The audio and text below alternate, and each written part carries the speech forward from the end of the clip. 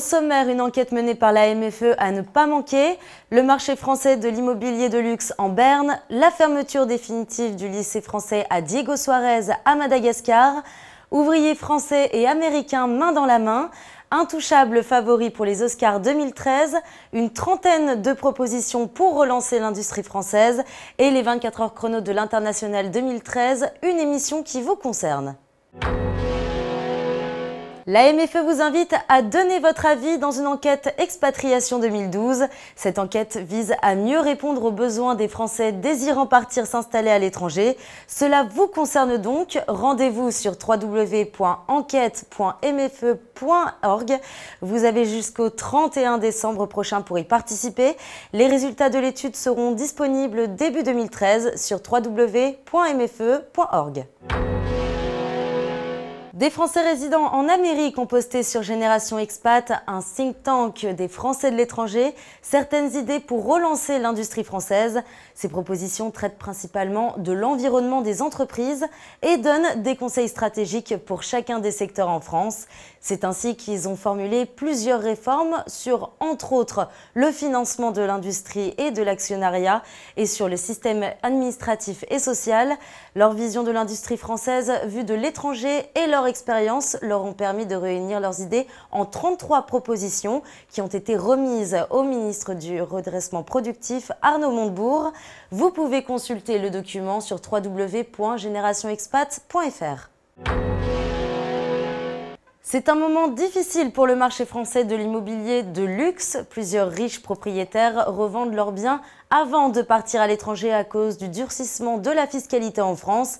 Les dirigeants du cabinet immobilier spécialisé dans le luxe, Daniel Féot, parlent de 400 à 500 habitations de plus de 1 million d'euros sur le marché parisien et que ces nantis sur le départ sont le plus souvent des managers de grandes entreprises, des repreneurs et des entrepreneurs. Parmi les destinations préférées des exilés, on retrouve Londres, New York, Genève, mais aussi le Canada, Bruxelles, Israël et Singapour. La conséquence de ces mises en vente est la baisse de 5% des prix des grands appartements parisiens.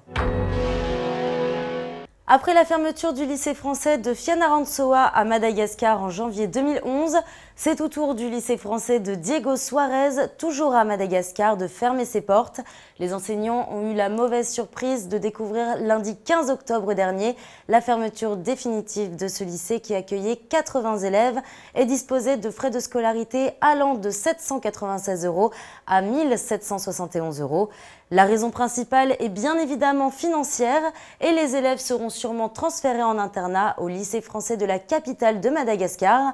Rien n'est pour le moment officiellement acté et l'ambassadeur de France à Madagascar se rendra bientôt dans les villes concernées pour expliquer cette fermeture.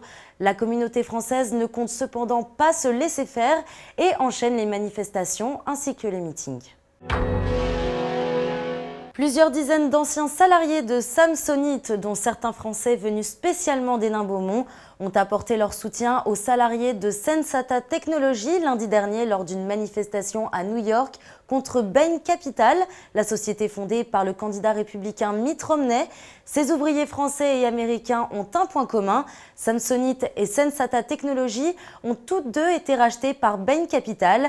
Samsonite a été liquidé et 205 ouvriers ont perdu leur emploi en 2007.